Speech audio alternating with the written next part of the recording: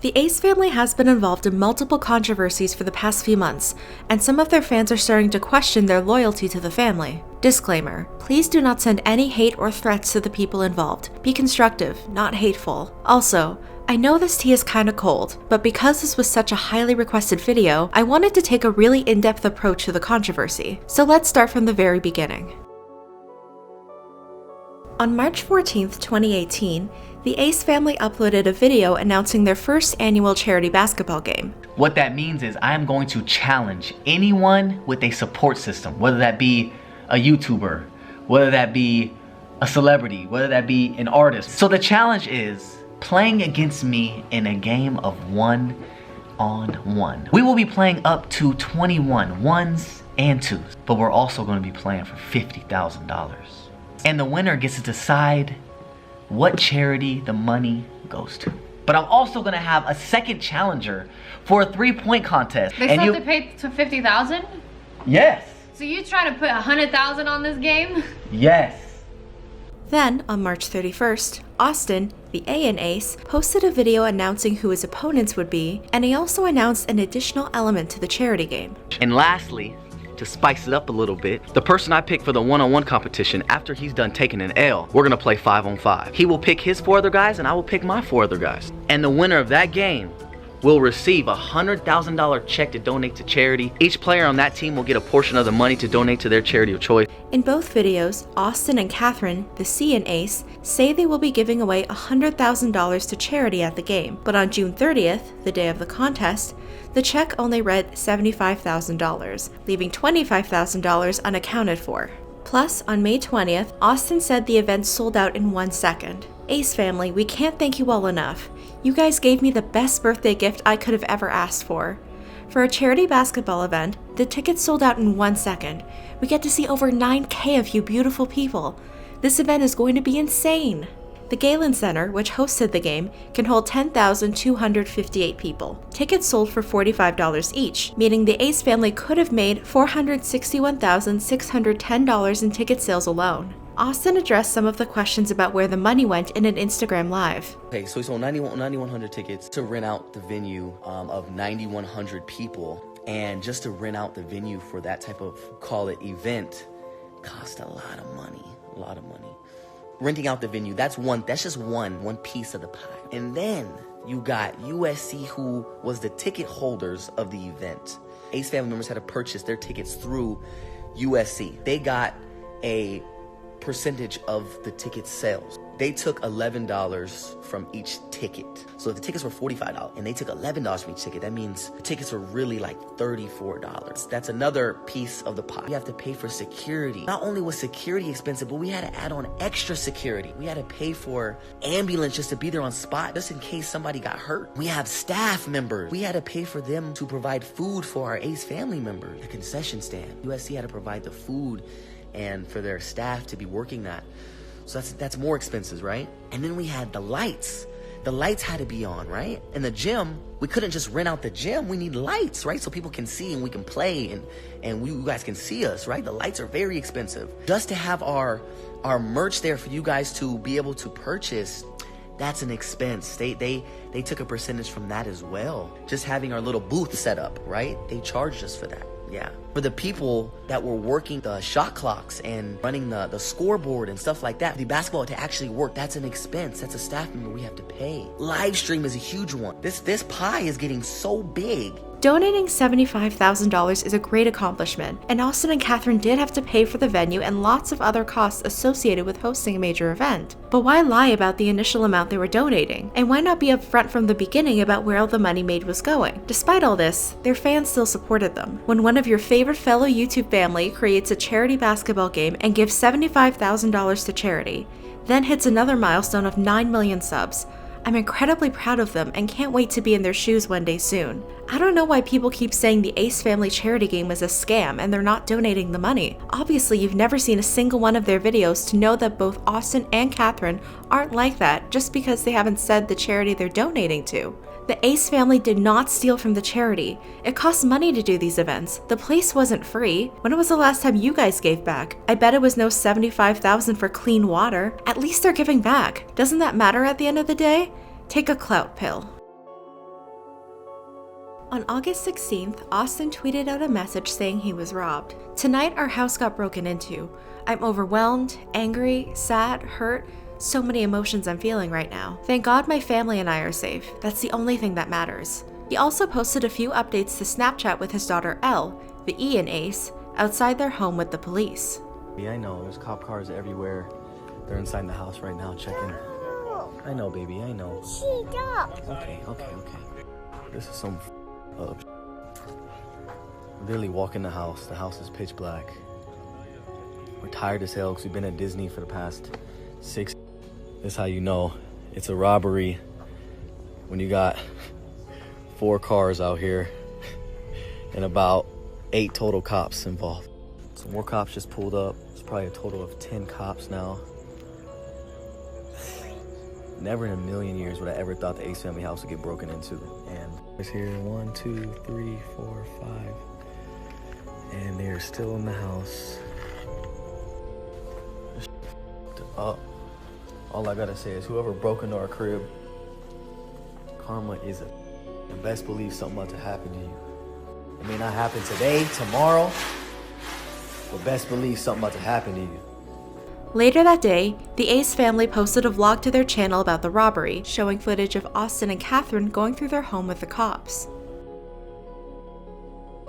Soon after the vlog went up, some fans accused the Ace family of faking the robbery for views. So the Ace family got robbed and they had no security, no cameras or alarm system, and the cops just basically gave the police report on camera? LMAO, sus as Like, y'all did not just stage a robbery. YouTubers be wildin'. LOL, how does the Ace family have time to make a thumbnail when their house had been robbed?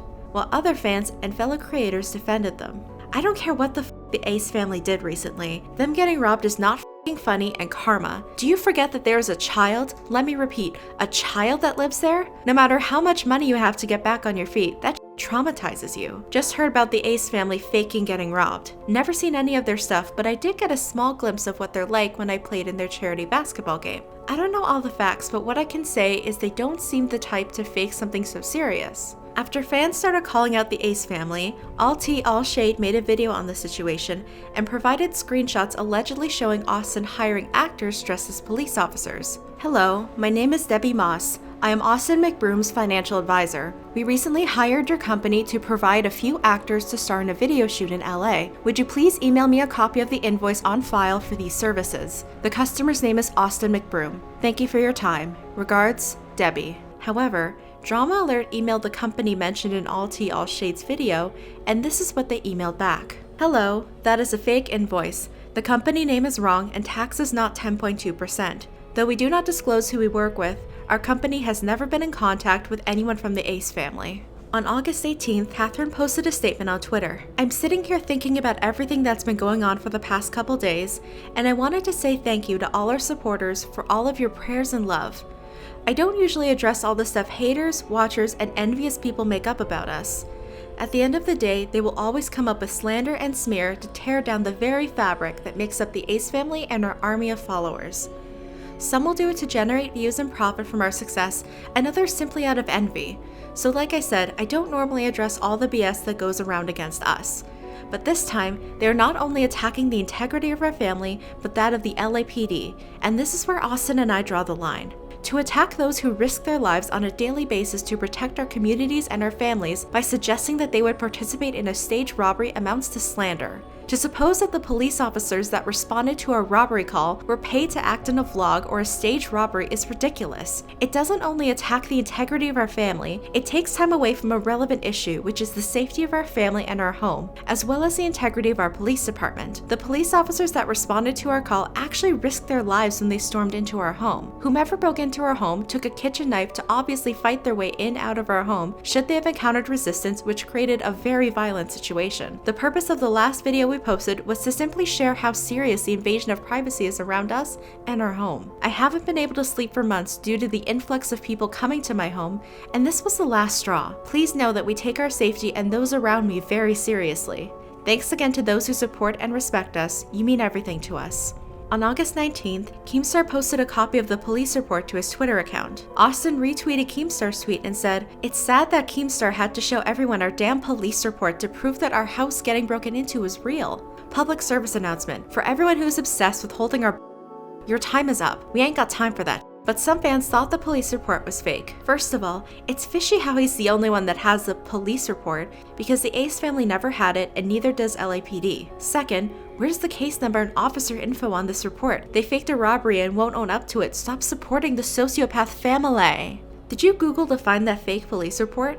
I did. See how the lines get bolder, then thinner in the fill-out section of the template, while Ace Fam's lines fade in and out? That's from someone printing this template and copying it onto look-alike police report paper. One fan even made a Twitter thread analyzing the handwriting on the report, concluding that Catherine's brother Ryan actually wrote it. I don't know for sure if the police report was faked. There's compelling arguments on both sides, and it is pretty easy to fake a police report. But with all that being said, I don't think Keemstar would risk legal trouble by knowingly publishing a false report.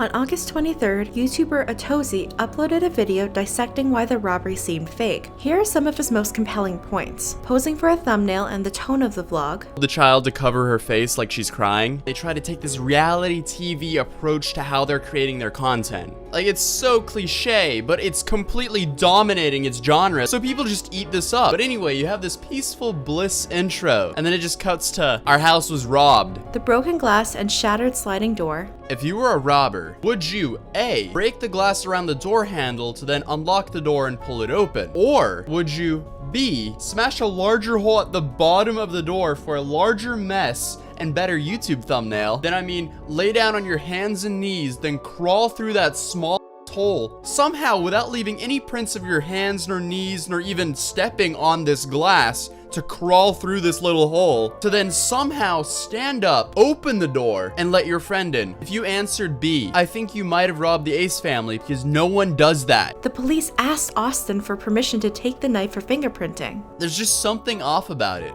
After they confirmed that the robber took a knife from downstairs and brought it upstairs, wouldn't a cop's reaction be, okay, don't touch that, this is evidence, and then just seal it right there? The alarm system in their home. In Austin's vlog, they explained they heard the glass pieces dripping onto the floor. As soon as I put the keys down, I hear glass dropping. This is odd because if glass shattered, the alarm should have gone off and they would have heard that over the sound of the glass.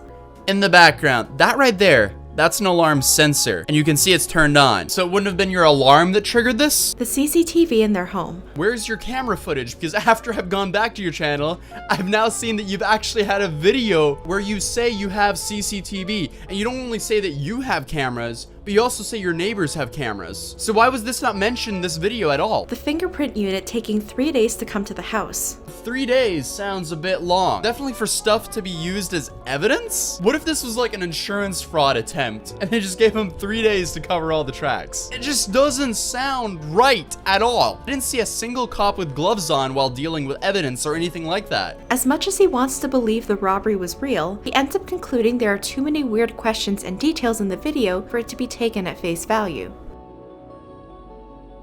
On August 24th, the Ace family uploaded a response video to all the backlash. They told the full story of what happened the day of the robbery, then they addressed some of the controversy. Why Austin was filming after the break-in. Austin is more likely the person to film anything going on at any time. I'm more like living in that moment and kind of like figuring things out.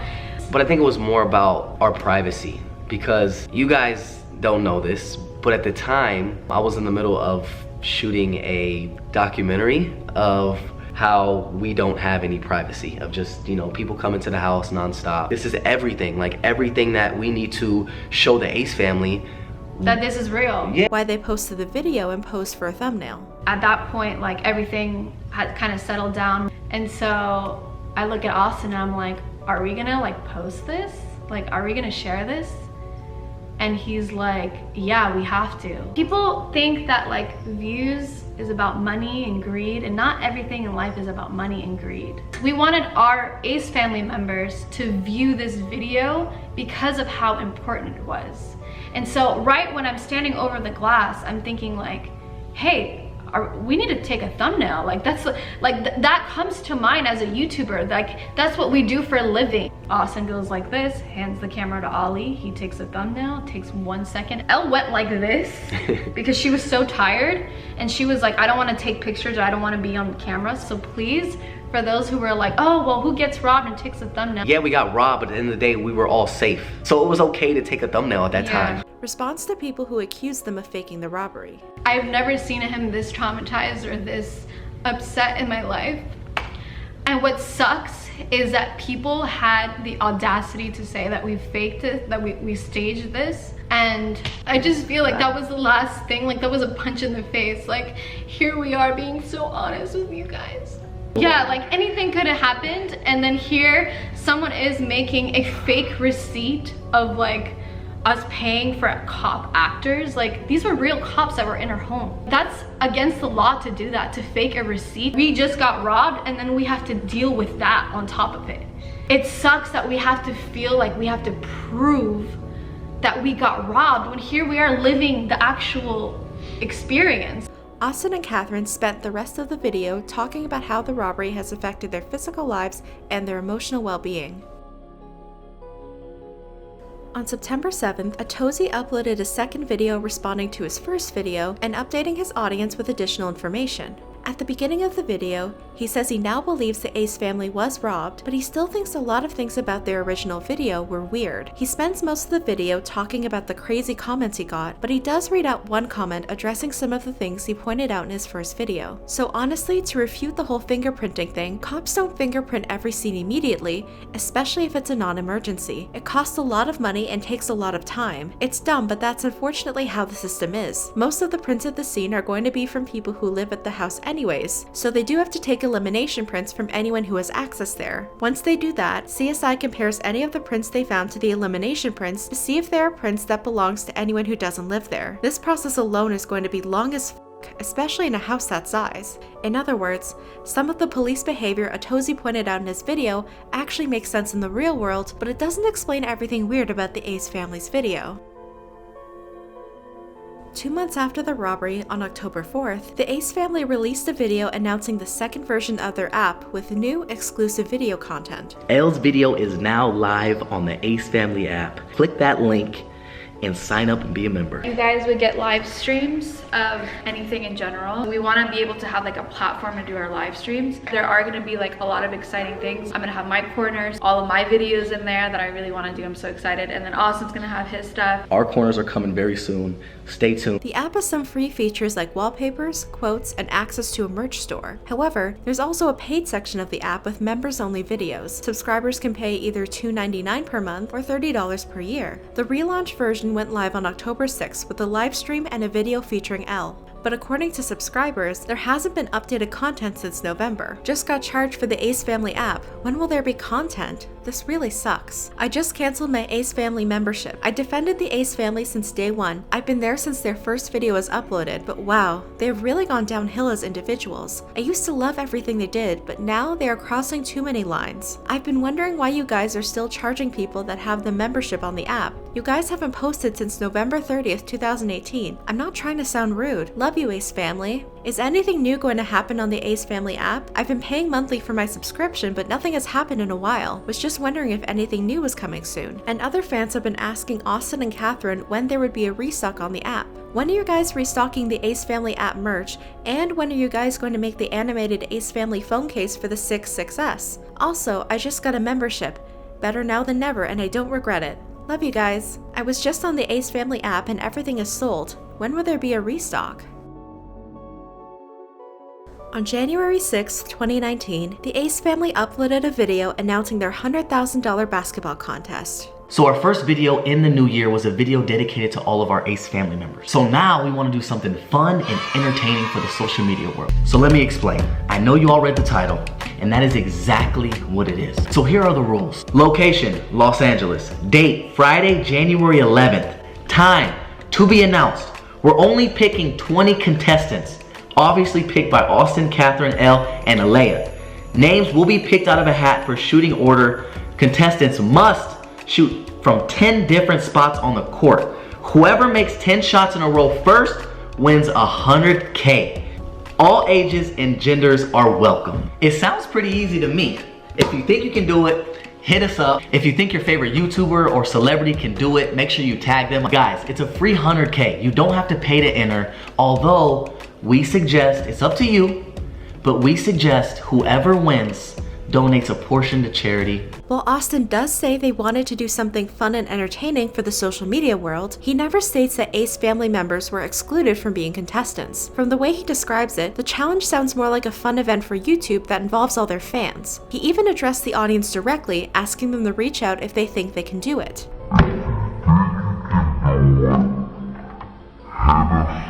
Naturally, fans were excited and started commenting under the video asking to be considered. Damn, the one time I wish I was good at basketball. Yo, Austin, pick me, bro. I swear I can hit 10 threes in a row. I'm 15 and play for my high school and I'm good. This opportunity would be so amazing and I would never forget it. But when Austin tweeted out the names of a few contestants, they were all big YouTubers and celebrities. Fans were disappointed when they saw the two lists.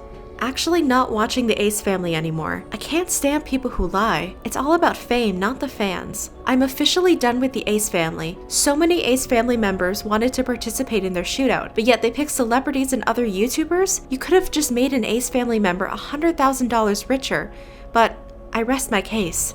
You said this was a giveaway for the Ace family members, not a bunch of celebrities and YouTubers who don't even need the money. Shake my head, what a cheap scam. I mean, I don't want to sound dramatic or anything, but the Ace family's recent giveaway, basically everyone that participated in that is famous or rich. So how exactly was this a giveaway to their fan base? After seeing all the backlash, Austin tweeted out a statement. And for the people who are saying why aren't we picking Ace family members for the contest, if you're an Ace family member, you know we always do stuff for our Ace family members. You guys are always thought of first, but this time we wanted to do something fun for other creators or celebs. Fans didn't respond well to his tweets, but I thought at first you said it was for fans, all ages, that lived in the LA area or Cali. Yeah, it's stupid. Are they actually appreciative of us? Don't come at me, they used to show us so much love, now I don't see it as much. Yes, but they don't need the money. I know you do stuff for the Ace fam, but why are you giving away $100K to people who don't need it? I guess they chose popular people because then he can spread the money with an inside job. If he chooses fans, he can't lie to them and will have to give the whole amount. Fast forward to January 12th, the day after the shootout. The Ace family uploaded the shootout video revealing who actually won the $100,000. Two of Austin's friends, who happened to be college basketball players, came to watch, and Austin asked them to try the challenge. One of them ended up winning the money, despite not officially being in the contest.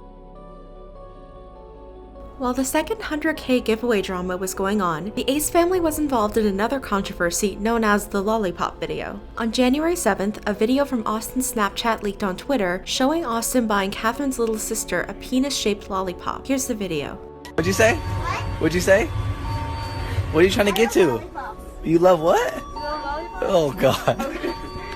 You don't need that. Come here. Show Catherine what you have in your hand. Show Catherine. Show her. She said it's a lollipop. Are you really making me buy this lollipop right now? You really want it? Yeah. Oh God. It's gonna be 7. Please, bro, put that in a bag right now. Keep that in the bag forever. Do not show that to anybody, okay? Okay. That's your little secret. Guys, I'm in so much trouble. But she said she was gonna steal it if I didn't buy it, so better me buy it. I told her to. You really have to take that lollipop? Yes. Can I show you? Look. I promise you something. Don't show nobody that lollipop, okay? Okay. Thank you. Let's go. Come on, let's go.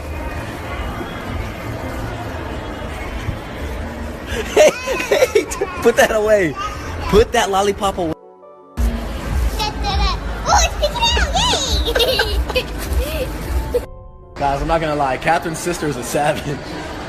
What do you...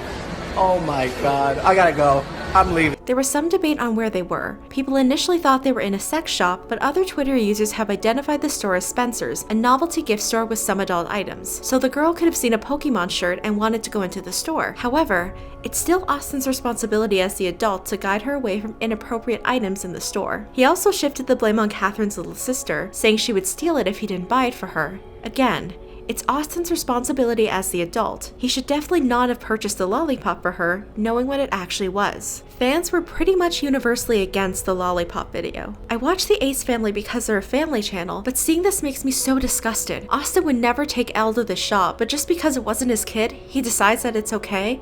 And film it? Disgusting. Unsubscribing right now. This is sick as hell.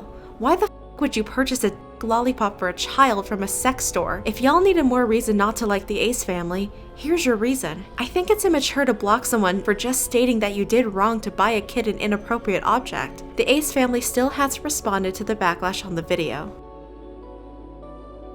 On January 17th, Atozy uploaded a third video on the Ace family. In the video, he said Austin copyright striked his original video even though it falls under fair use. This led Atozy to believe Austin filed the claim because of his personal feelings. Atozy also brought up 2 other people whose work wasn't properly credited by the Ace family.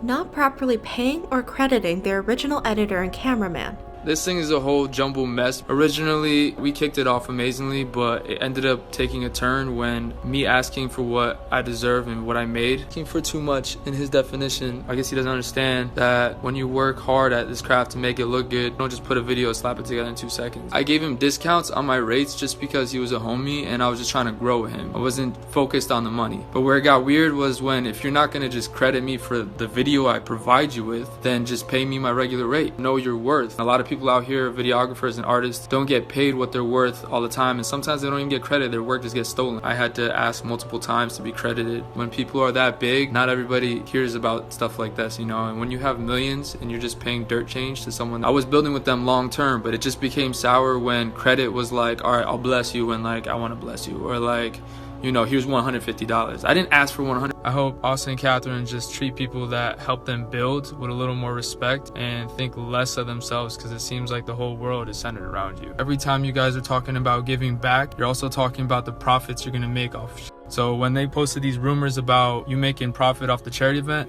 it's no shit. Like, stealing designs and concepts from an independent artist. Austin, from the Ace family, he would go in and buy some of my products, which I used to do custom hats, and I used to make these bands. Called me and was like, I've been wearing them in the videos and in a lot of my comments.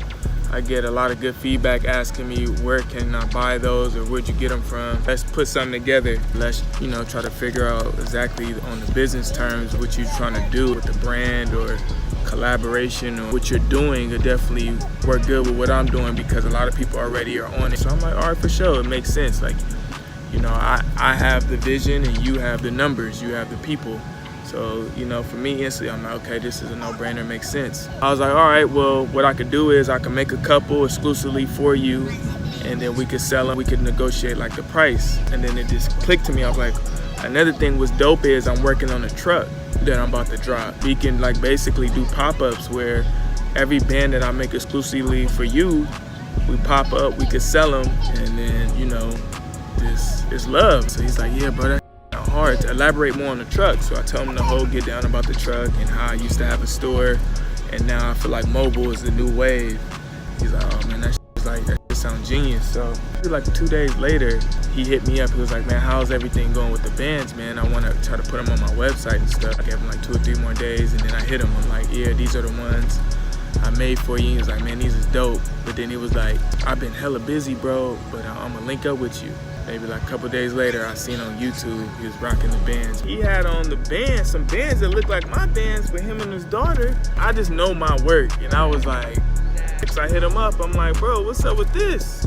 Me doing this fashion for so long, people do that, man. People get really influenced and rip you off so fast. But then when I just seen this truck,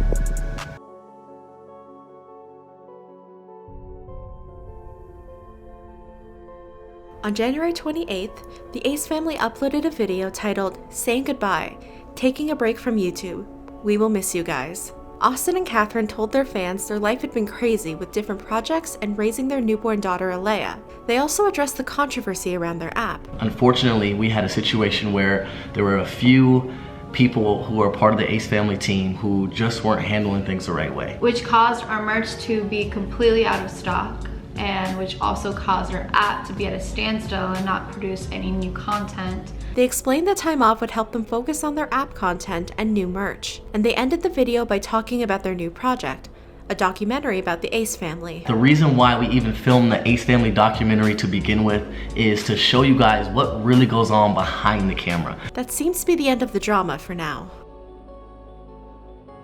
So what's the big issue? There's two common themes, YouTuber manipulation and the dark side of family vlogging. Both of these topics force us to step back and take a look at what content we're consuming and how we consume it, especially when that content involves children.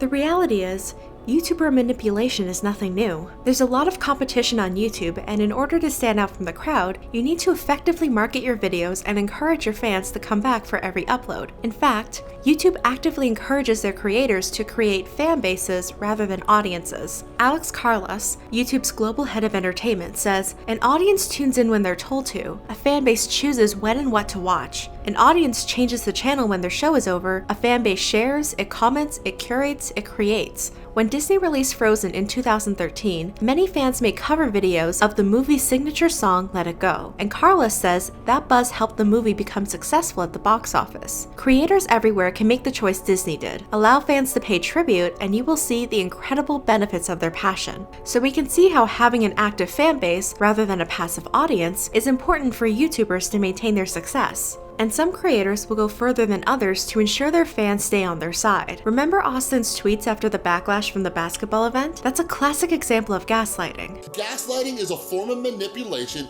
in which you try to make the other person question their sanity, right? And one of the tactics that they use is that they're going to try to make you feel guilty.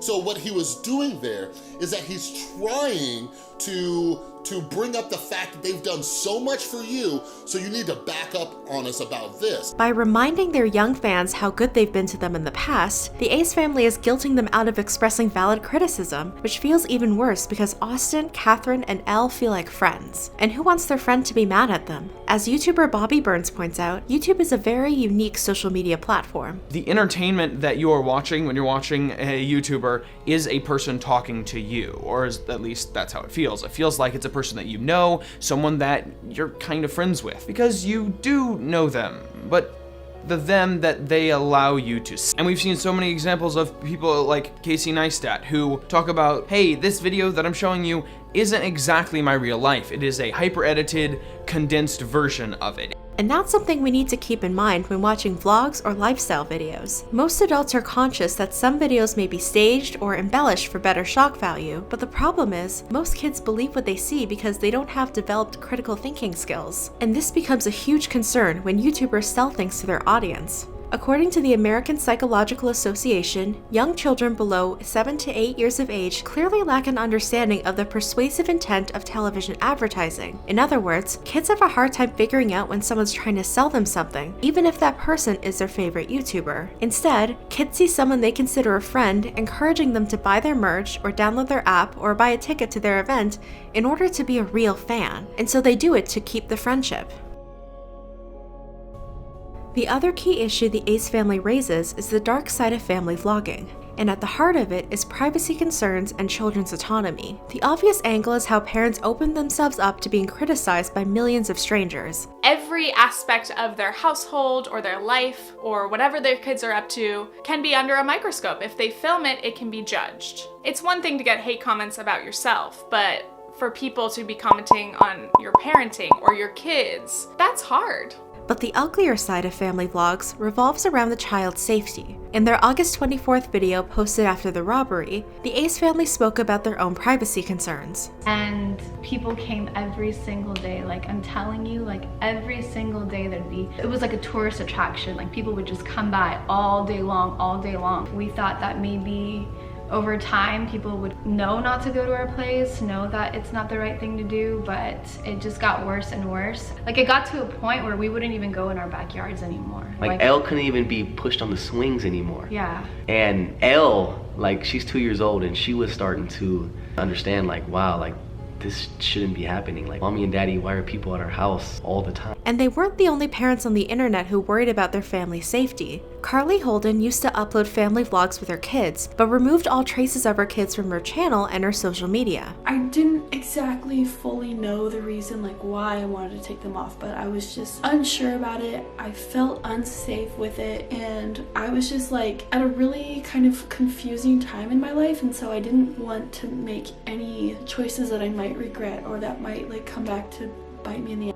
later on. And even though she doesn't have a huge following, she's still worried about her kids' safety. I know I'm not famous, like it's really not that big of a deal, but to me it's just like I could have 50 subscribers and something bad happen. And it's easy to see why she's concerned. Allison Irons, a former mommy vlogger, deleted all her content from the platform when she used YouTube's analytic tools and discovered that videos of her children have been embedded on pedophile websites and featured on suspect playlists on YouTube itself. Often hundreds of videos long, the playlists collate footage of children wearing nappies, breastfeeding, and in the bath. While the majority of family vlogging content is uploaded innocently, the reality is there's no way to control who views your content. And with YouTube, it's easier than ever for pedophiles to indulge in their fantasies. Carl Hopwood, a member of the UK Council for Child Internet Safety, says, before the internet, someone with a sexual interest in children had to take a lot of risks. They needed to loiter near schools, go to the beach, or park. Now, they can browse huge amounts of content from the privacy of their own homes and no one knows they've done it. I'm not saying that anyone in the Ace family fanbase is a predator or that Austin or Catherine are exposing their children to bad people, but with the Ace family's huge popularity, it's important to talk about the downside of family content for the audience and the vloggers.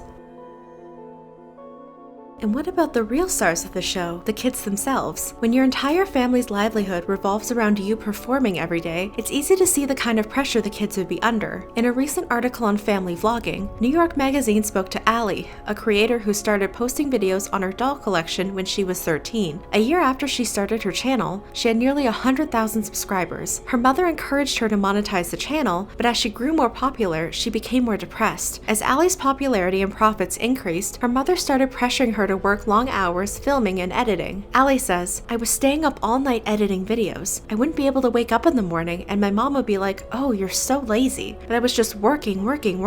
It was never enough. She wanted me to be famous enough and make enough money where I could provide for the entire family. And it's hard when you feel like your parents care more about fame and money than your own well-being. Carol Koplowicz, a psychiatrist and the head of the Child Mind Institute, says, all children want to please their parents. We trust the caretakers in our lives that they're looking out for us. If they're not, it makes us very anxious and uncomfortable. So when it seems like your parents are only concerned with using you for content and income, it doesn't create a positive environment for kids to learn and grow. But what happens when kids start to pull their consent? On January 3rd, Christy Tate posted a blog on the Washington Post about her 9-year-old daughter telling her she didn't want to be on her blog anymore. While Tate's initial impulse is to promise to never write about her again, she decided that she couldn't do that.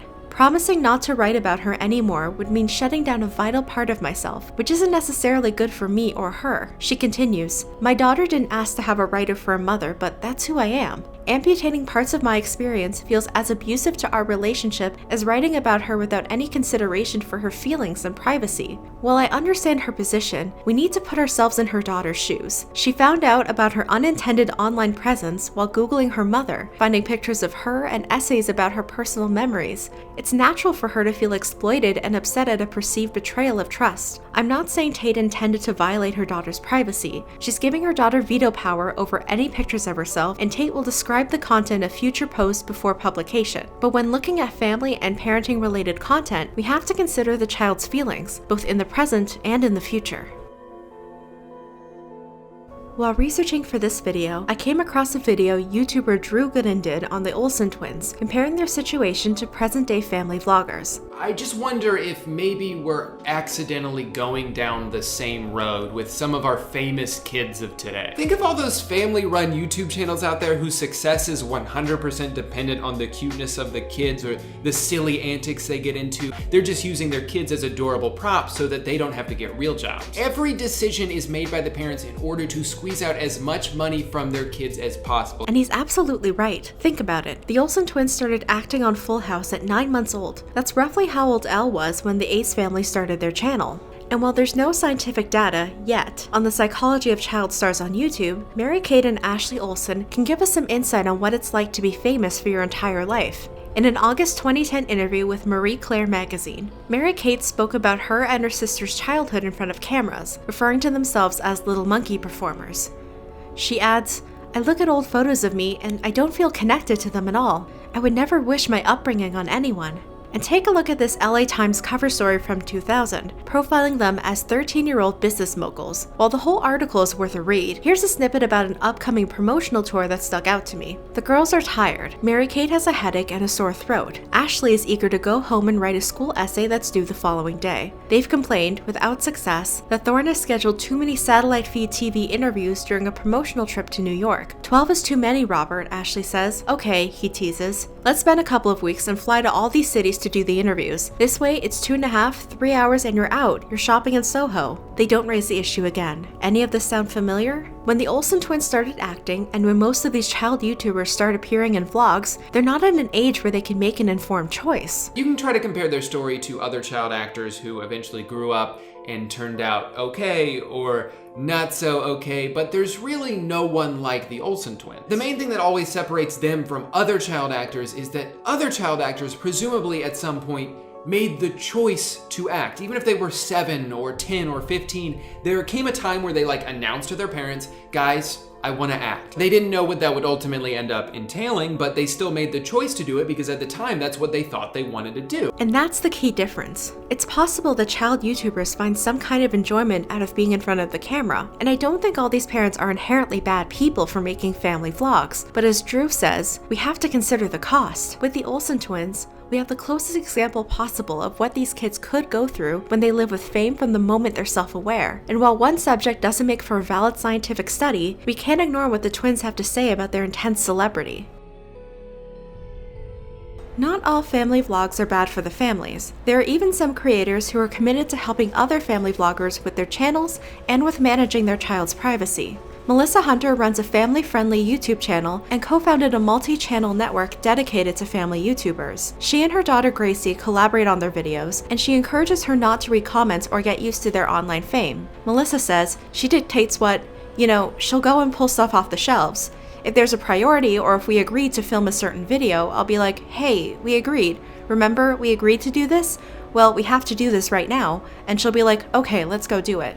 Comparing their situation to other family vloggers, she says, I don't know how much of this is delusion on the parts of the parents, because I've talked to people about, do you think that somewhere down the road your children are going to hate you for this or feel exploited? I think she has the right idea. If videos are a collaboration between the parent and the child, the channel will be more fulfilling for everyone involved. After researching the issue, I think a lot of it boils down to one question. Can you continue your channel successfully if your children choose to no longer be in videos? If you can continue to make good vlogs or reviews without your children present, it's probably not inherently exploiting your kids. If you'd have to shut the channel down, it could be harmful for your children. I'm not trying to judge any person or family or channel, but it's important to consider the harmful side of family vlogging in order to protect everyone involved. Family vlogging is a huge, complex topic, and there aren't a lot of easy answers. The Ace family has definitely been the victim of privacy invasion. However, that doesn't excuse the way they've manipulated their young audience. They should have addressed the allegedly stolen designs. If they didn't steal the designs, why not clear the air? Art theft is a big deal, as I've talked about in a past video. Instead, we get a very vague comment saying someone was mishandling things and caused their merch to be out of stock. They should have addressed the issue with their app sooner, and at least refund their members for the months when they didn't upload any new content. They should have credited their original cameraman and editor for his hard work. They should have been honest about what the shootout really was. They should have told their audience exactly where all their charity basketball game money went. And Austin should have taken responsibility for Catherine's little sister instead of filming her for Snapchat content. Of course, a robbery is traumatic, and they didn't deserve it. But manipulating what happened for more sympathy, and probably more views, isn't good either. I know there's a lot of pressure to remain successful on YouTube, but when you're exploiting a traumatic event to get more views, you have to ask yourself what the true cost is. And ultimately, are you comfortable paying that price with your family and your fan base? What do you think about family vloggers? What do you think is a healthy limit? Let me know in the comments below.